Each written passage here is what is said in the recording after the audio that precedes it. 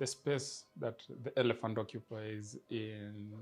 the kind of analysis and opinion and contribution to the general conversation in the public sphere, I would say it occupies an interesting space because previously we've had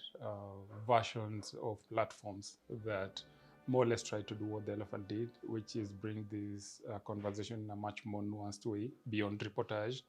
And I mean, as far back as the 80s, we've had, every other few years, you've had a platform. What has been unique about the elephant is the fact that, there's a convergence of one, technology, two, you have people in academia, people in the diplomatic space, people in the civil society, and across a broad spectrum of sectors that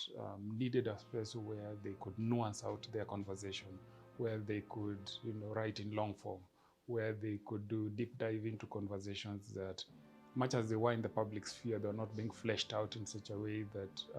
a particular constituent, a particular subset of the Kenyan population would read it, enjoy it, but also find insightful insights from the write-up. So that is the one part that the elephant has done a good job over the last 7 years.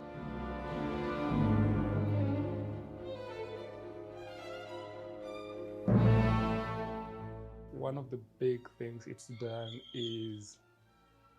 it's brought on board very unique voices that we probably would have never heard from. If you look at what the elephant has done over the last 7 years, editions like Low Lives Matter, editions like the Millennial series,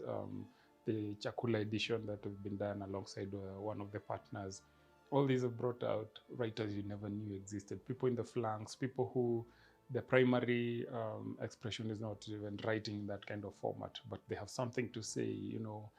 experts in far-flung areas and in sectors who do not consider writing primary to what they do. But then they send in their contributions and you're able to read through it and you get a peek into certain sectors of society, certain geographies, certain professions that if when put together, you get this very rich tapestry of what a society really looks like beyond sort of the urban fluff that we mostly get to read about.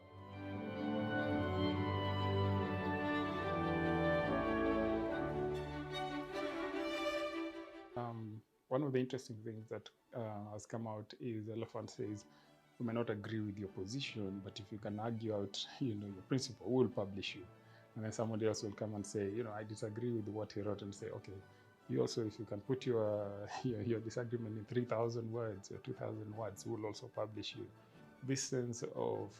a certain bandwidth within the editorial decision making that allows for such a diverse set of voices to be able to contribute to the national conversation and the public sphere through the Elephant platform. I think that is a core and a very key value and has been a big part of, I think, what's made the Elephant great.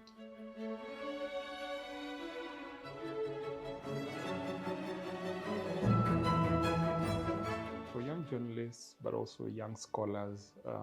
and anyone who occupies a particular sector, a particular expertise that feels the contribution of that sector or area of expertise is not well understood in the public sphere, I would say put it on paper, write it, put it together, send it out there. Sub-editors and editors will do a good job of giving you the direction in terms of how you can best represent your sector, your profession. So the most important thing is put it on paper, send it out there. It's the least you can do and it's a good starting point. Then you can get this sort of direction in terms of how to go about making your arguments, how to structure it, what contribution to make to ensure that your piece generally covers all the ground, but also most importantly, is able to speak to the audiences that you're trying to reach. So for starters, put it on paper and send it out there.